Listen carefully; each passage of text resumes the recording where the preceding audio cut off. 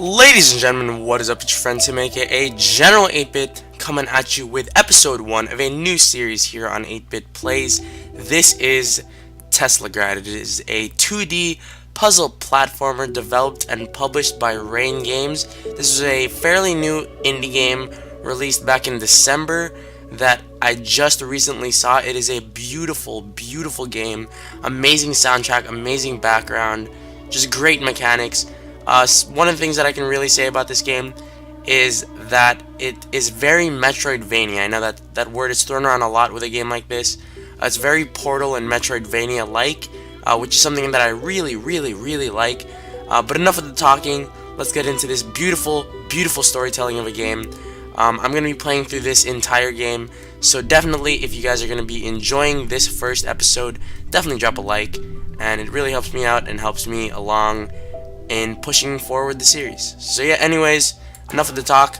Let's get into the first game. One thing before starting this, I just want to say that I've played this game literally for about maybe 15 minutes just to get the hang of the controls and stuff, so that you guys wouldn't have to see me fumbling around with the keyboard trying to figure out how to play this. Alright, but let's get into the first game. Beautiful game. As you can see, there's a little bit of a story here. You get a little bit of a background. That's our father. The baby that he just dropped off was us. As you can see, the clock is running. Time passes. You guys can get it. It's very narrative driven. No dialogue as far as I know. So you're kind of left interpreting this game for yourself. I should probably shut up. But yeah, the basic premise of this game is that we are being hunted by these people. I'm pretty sure this is set in a fictional world. This is not based even loosely on any time period or anything. It seems like it would be like Russia or something, like Mother Russia, but as you can see in the background, this kind of a non-Russia looking area. Use WASD to control your character. You're gonna see a lot of kind of Mega Man-ish platforming right now, I would say. That's how I kind of interpret it. But I love the background of this game. If I shut up for a second and let you guys listen to the soundtrack here a little bit, you guys are gonna know that I just love a good video game soundtrack, and this one really shines and stands out. So yeah. Oh god, I almost died there. But yeah, it's a really great game by developer Rain Games, published and developed by Rain Games. I've actually been talking, and I fell. GG. Oh god. Oh god. Oh god. Okay. But yeah, these guys are chasing us. Right now, this basic little sequence that I'm in right now is sort of teaching me how to play the game. If I had been jumping into this for the very first time, I would kind of be learning the platforming mechanics of this game, which is really cool. One thing that I think this game really shines at is I think this game really shines in a lot of things. One thing is obviously the soundtrack. I really love the soundtrack. Another thing that this game really shines in is the art. I really love the hand-drawn style of the player models. I also really love the background and just essentially all of the art that is behind this game. I really do enjoy it. I think it's really great. But yeah, first time watching this, I would understand why a lot of you would think that this is kind of going to be a boring game to play, but I can assure you that this game really gets really interesting as we progress through the story. Oh god. GG, and I died.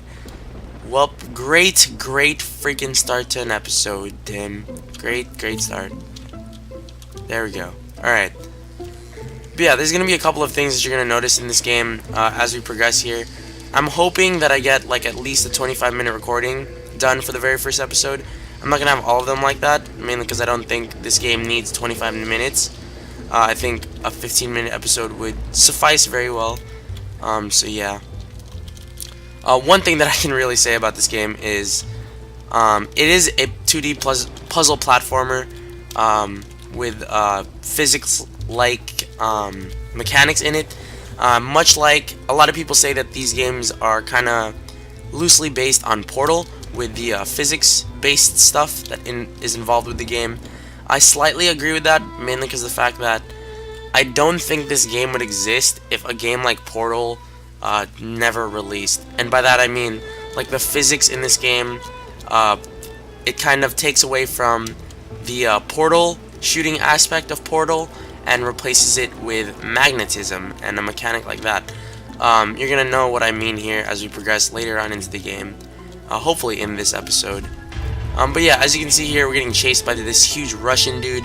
I'm pretty sure this is our main enemy through the course of the entire game. This guy who's currently chasing us, Graybeard over here. But yeah, I really enjoy this game. Everything about it is really nice. It's a beautiful game. That's the best thing that I can say about it. But as you can see here, as we enter in through the castle that we will be spending the majority of the game in. One thing, I really want to point out a couple of really cool things in this game. The background in this particular area of the game is just really beautiful to me, and I really like it, how it looks and things like that. But yeah, as we're entering here into the castle, you see at the top there, you see Graybeard still chasing after us on the walls of the city. This particular section of the game really shines in art direction, I believe. Like, that's my type of thing. But as you can see here, this game does a very Braid type thing, in the words of, I think it was Northern Lion who said this. And correct me if I'm wrong, but they put sort of the instructions and tutorials of the game in like the background, which makes it very minimalistic and really something that I really enjoy. But as you can see here, you're going to see the first little taste of the physics part of this game, where once you touch, essentially it said over here, once you touch one of those blue orb things, you get magnetism powers pretty much, which allows you to walk on walls. That thing, that'll be important later on in the game. I don't want to really talk too much about it, mainly because of the fact that I don't really think that's needed. One of the things here that really shines, as you can see, I just died there. This game does a really good job at balancing out the actual physics, the real physics of this game, and doesn't quite make it overbearing, but it really gives it a sense of, I did it again. I really did that again. It really gives it a sense of, like, what I'm trying to say here is each puzzle is really satisfying to do, mainly because of the fact that once you complete each little puzzle, I really believe that, like, you get a sense of accomplishment, because these are really unique puzzles and I really like them. What you just saw there was this kind of puzzle with the orb thingies. I don't know what to call them, the goop heads, I guess I would say. That's what I'm going to call them, the goop heads. They magnetize each of these blocks. The blue ones, opposites attract, opposites attract, likes repel. So yeah, that's a little taste of the physics of this game. I really like the ambient noise in this game. I think it's really something that shines. In the background, you see Graybeard over there in the background, just shuffling along. That's pretty scary. But yeah, I really don't want to talk about literally every action that I do in this game. I want kind of you guys to interpret this game how it is. And I feel like that if I talked on it, it would kind of take away from the experience. But this is going to be the last part that I talk on, like, in depth. This right here, pretty much one of the most important things of the entire game in regards to our progression through the game. This is our sort of polarizing gloves, I guess you could say. As you can see in the top right of the screen, you see right is for red, left is for blue. What this actually does is, obviously, likes repel and opposites attract. So as you can see there, I punch those and it goes up. I can't punch anything with the red X on it, so that's something to note later on in the game. But yeah, you guys kind of get it. So what we're going to do now, let's head on over here. I've played through a decent amount of this game at this point, about 15 minutes. I have heard that this game is about an 8 to 10 hour game, but I could be totally wrong. As you can see here, this is just a basic puzzle. Likes repel, or likes attract, or likes repel, opposites attract. Magnetism. Magnets, biatch. Breaking Bad. Alright. But yeah, these blue flowers, I feel like I should explain this. These blue flowers work in the same way that the goop heads do, as in they magnetize us, and yeah, give us these powers.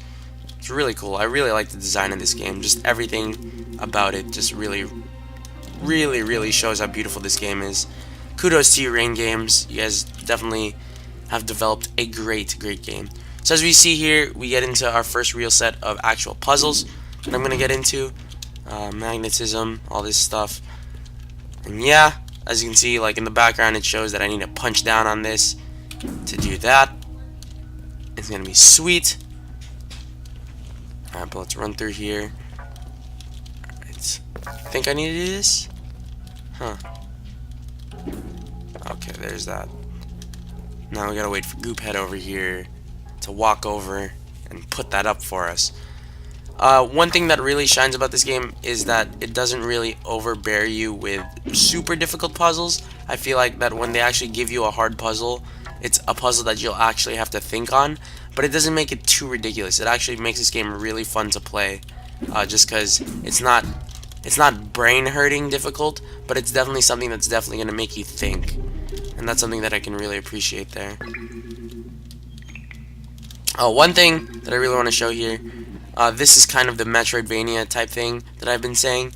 As you can see here, there's a monster on the other side of that electric wall, but what happens is I can't really walk through that just yet, mainly because of the fact that I don't have the necessary ability yet in order to acquire the certain set of skills that I need to get through that. So what I'm going to do here, I'm going to do my best to avoid the goop heads, I think is what I've been calling them. Almost touched that one over there. Because right now, what's over here? Nope, can't go in there. Alright, but yeah, I gotta do my best to avoid the goop heads, or else I'll fall into the actual abyss. There's that. Boom. And I don't actually remember how to do this puzzle, surprisingly. I think that's how you do that.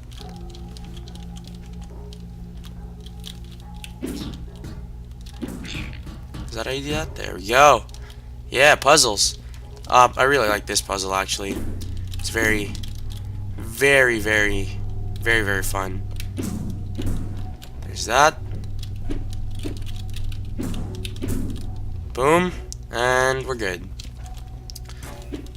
I don't actually know how to do this one. I'm gonna assume we gotta punch down on this. Oh no, it has red X's on it. Whoops. There we go. That's what we needed. Oh. Okay then. Okay, I get what we need to do. We need to touch the goop heads in order to get through that. I get it. Okay, we're gonna follow it, and then run across, and go down.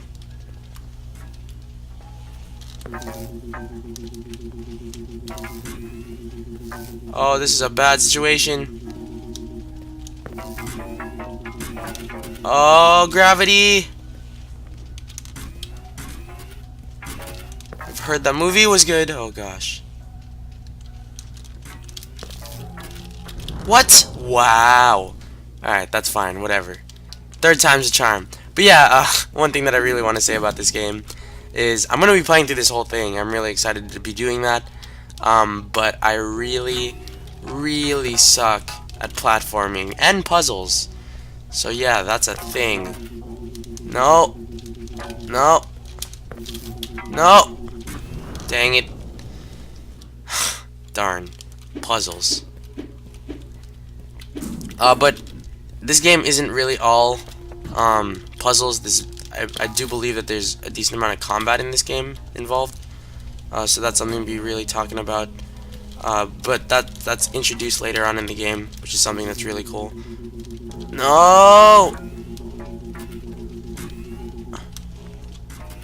There we go. And we're good. Cool. Okay, so let's walk across here quickly.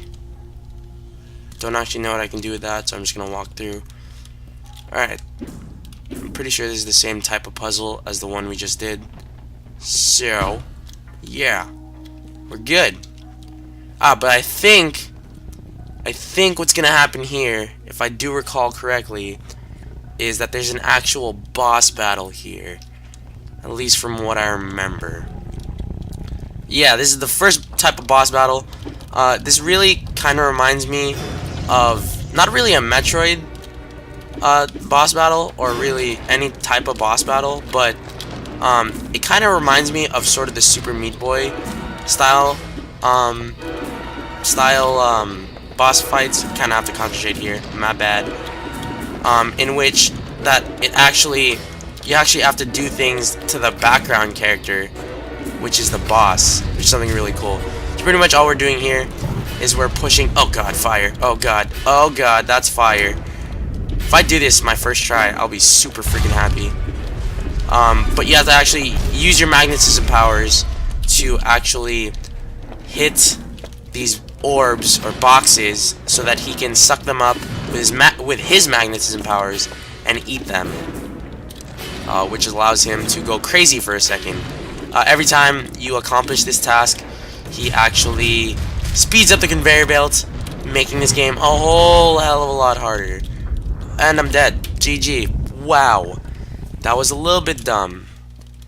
Sucks that I didn't do that first try, but whatever. Second time's a charm. It's fine. At least you guys get to see pretty much the game mechanics that I've been talking about. Oh! Eat it! Take it! No! There we go. I think the trick here is to stay near the edge, relatively. There we go. So that's our first phase. I'm kind of sad I didn't do that first try. Oh god. Kind of have to balance my way here. And he's going to speed up the conveyor belt because he's a meanie face. So I'm pretty much at this point just punching every box that I possibly can. There we go. Punching every box that I possibly can at this point, just so that we can do this correctly. There's our 3. Cool. This is phase 2. There we go. Oh no! Oh! Third time's a charm. Dang it. This is actually a lot harder than I thought it was going to be, and I took my hands off the keyboard. My bad. 4th time's the charm. And I think this is the part where I'm going to end up having to cut through this up a little bit. Jeez. God almighty. Hopefully this is the try. I mean, I'm going to be pretty pissed if I don't get this pretty soon here. Come on. Come on. This took me 1 try last time. This actually is a lot more difficult than it looks. I'm not gonna lie to you. So there's 1. That should be 3, apparently.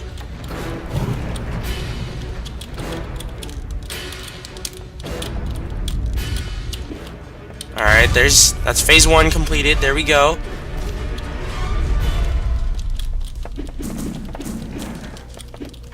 Come on. Give it to me. Give it to me. Give it to me. There's 1. Hopefully this is 2. 3 should be this one. Give it. That's 3. Oh, that's 3. There we go. Oh, this is bad.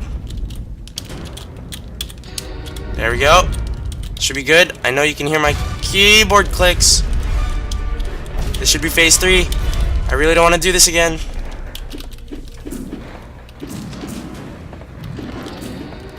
Phase 3.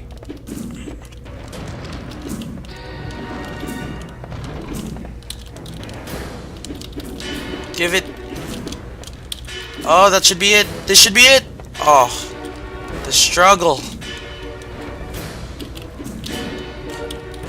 Oh, give it. Oh, no.